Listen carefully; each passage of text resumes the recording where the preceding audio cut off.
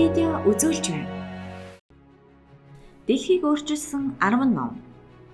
Жухам ямар ном хүн төрөлхтний түүхэнд хамгийн их нөлөө үзүүлсэн бэ гэдэг асуулт үеийн үед маргаантай байсаар ирсэн. Тэгвэл Нью-Йоркийн нийтийн номын сангаас түүхэнд хамгийн их нөлөө үзүүлсэн 10 номын жагсаалтыг гаргажээ. 10. Betty Friedan. Бүсгүй хүний увдис. Betty Friedan-ы 1963 оны сонгодог бүтээл нь феминист хөдөлгөөний 2 дахь том давалгааг бий болгожээ. Феминизмын эхний давалгаа нь эмэгтэйчүүдийн сонгох эрх чөлөө, өмчийн эрхийн асуудал дээр төвлөрч байсан бол 2 дахь давалгаа нь бэлгийн амьдрал, гэр бүл, ажлын байр, нөхөн үржихийн эрхийн тухай асуудлуудыг хүндсэн байдаг. Зохиолч Фридан өөрийн суралцж байсан Смитийн коллежийн ангийнхаа уулзалтан дээр судалгаа хийж тэнд байсан эмэгтэйчүүдийн ихэнх нь гэрийн эзэгтэй болон ээж болоход дургүй байдгийг олж мэдээд уг номоо бичгээр шийджээ. Түүний номын судалгаа нь сэтгэл судлал болон хэвлэл мэдээллийн хэрэгслийг хамруулж үүгээр зогсохгүй хотын засгийн гэрийн эзэгтэй нартай ярилцлагын тэднийг яагаад өөртөө сэтгэл дундуур байдгийг олж мэдхийг зорьсон байна. Нью-Йорк Таймс сонинд хэвлэгдсэн Фриданы дурсгалд зориулсан нийтлэлээр түүний номыг Америкийн нэгдсэн улсын нийгмийн бүтцийг бүр мөсөн өөрчилсөн гэж бичсэн байдаг. 9. Сэмюэл Джонсны англи хэлний толь бичиг. Английн зохиолч Сэмюэл Джонсны 1955 онд эмэгтгэн бичиж хэвлүүлсэн толь бичиг нь англи хэлний хамгийн нөлөө бүхий толь бичиг гэж тооцогддог бөгөөд 173 жилийн дараа алдарт Оксфордын толь бичиг хэвлэгдэх хүртэл нөлөөхө хадгалсаар байсан. Джонсон 9 жилийн туршид ганцаараа асар том хэмжээний номыг бичиж тэр нь ч гайхалтай үр дүнд хүрч чадсан юм а. Уг толь бичиг гайхалтай оновчтой тодорхойлолтуудаар дүүрэн байх тул түүнийг анхнаасаа л толь бичиг зохиохоор төрсөн хүн гэх олон бий. 8. Анна Франкийн өдрийн тэмдэглэл. Анна Франкийн өдрийн тэмдэглэл нь дэлхийд даяар хамгийн их уншигдсан өдрийн тэмдэглэл бөгөөд еврей үндэсний хядлага, үнэн төрхийг ил гаргаж олонд мэдээлсэн чухал бүтээл юм.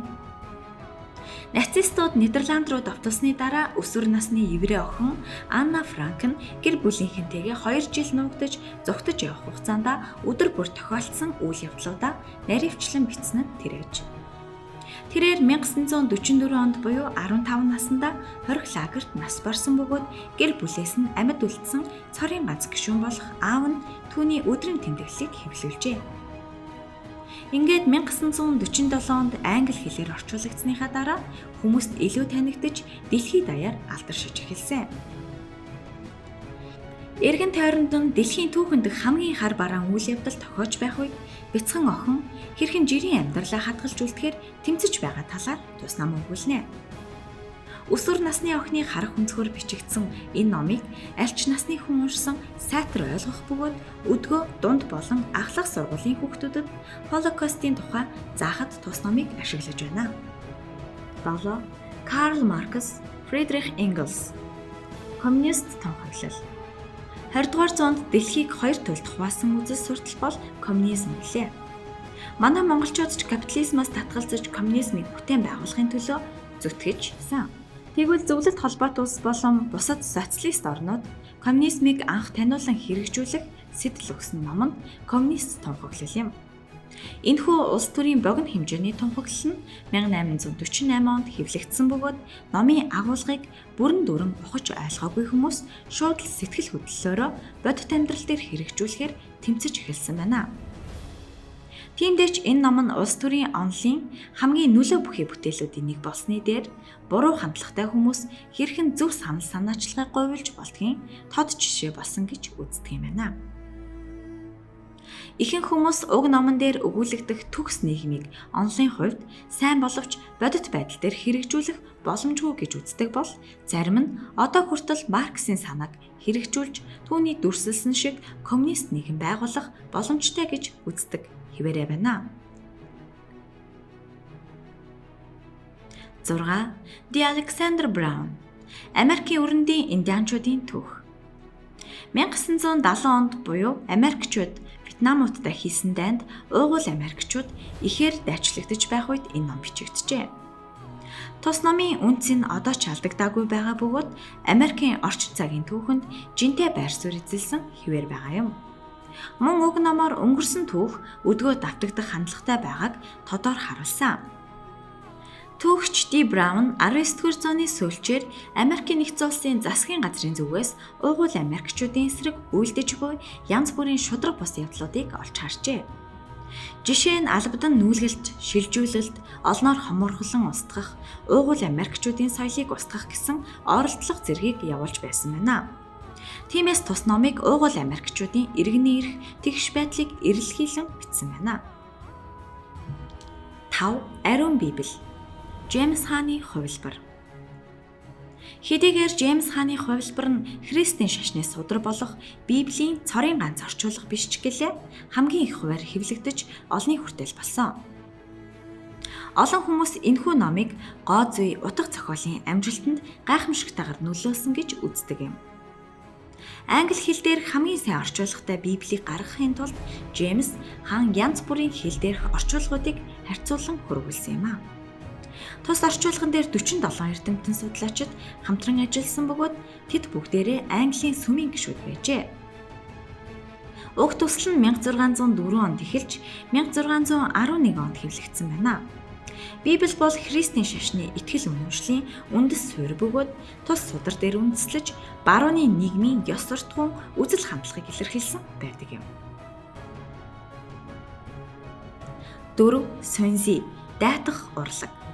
Энэхүү хятад цэрэг дайны содор нь өнөөгийн бизнесмэнүүдэд зах зээлийн ширүү нийгэмд хэрхэн хөлөө олох талаар заасан ширээний номонд болжээ. Номын 13 бүлэг тус бүр дээр дайны бүхэл үйл ажиллагааны тухай гардаг ба маргаан хэлэлцээрийг хэрхэн өөрийнхөө талд ашигтайгаар эргүүлж болох талаар үнэтэй зөвлөгөөг оруулсан байдаг. Суньзийн дайн тулаанаас аль болох зайлсхийхийг эрмэлздэг эртний хятадын цэргийн жанжин нэр хүндтэй стратегч байжээ.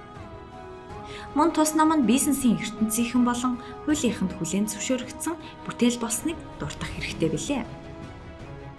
Тэрээр номондоо урьдчилан таамаглах аргагүй уян хатан байдал болон сайтар бэлтгэлээ хангахын ач холбогдлыг онцлон тэмдэглэсэн байдаг юм. 3. Күнзийн сургаал. Хятадын философч Күнзийн дагалдагчдаа зориулж бичсэн гэж үздэг цэцэн санаа үгсийн сургаал нь Күнзийн шашны гол ном юм а. Хэдийгээр тэрээр орчин үед дорны онцлогийг шингээсэн гүн ухаанч гэж тооцогддог боловч сургаал нь өрнийхний бага наснаа сонсож өссөнтэй адилхан байдаг. Күнз нь гэр бүлийн үнэт шударга байдлыг эрхэмлэж, ахмад наснд хүндэтгэлтэй хандаж, өвөг дээдсээ шүтэх ёстой гэдэгт бат итгэдэг байжээ. Мөн Күнзийн сургаал нь Хятадын сүүлийн 2000 жилийн түүхэнд хамгийн их уншигдсан ном болсон юм. Тус бүтээл нь Хятадд төдийгүй Зүүн Азийн философчдын үнэт зүйлс, үзэл бодлын хамгийн нөлөө бүхий бүтээлүүдийн нэг билээ.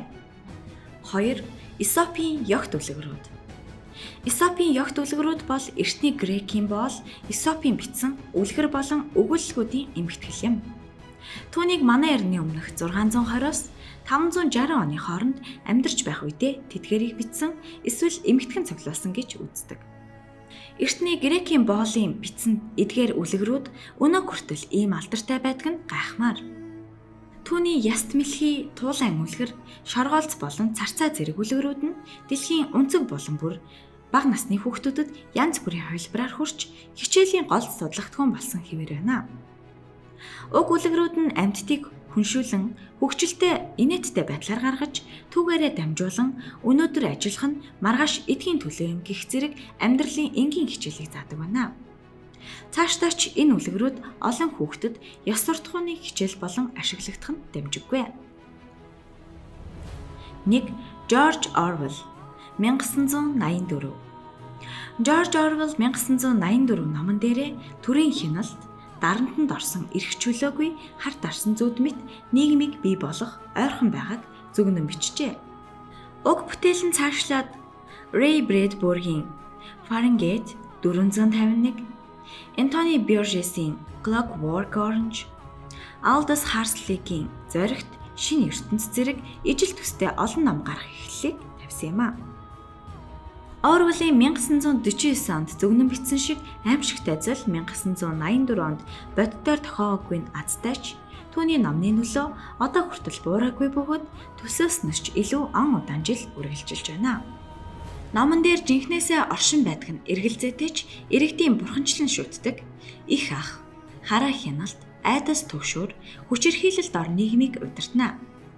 Тус номон дээр хэрэглэгддэг их ах, 2 дээр нэмэх нь 2, тэнцүү 5, double think, tall cream зэрэг үг хэллэгүүд нь одоо хүртэл хэрэглэгцээр байна. Энэхүү ном нь үеийн үед үзэл бодлоо илэрхийлэх, эрх чөлөө нийгэмд хичнээн үн цэнтэй болохын сануулга байсаар байх болно гэж олон хүн үздэг.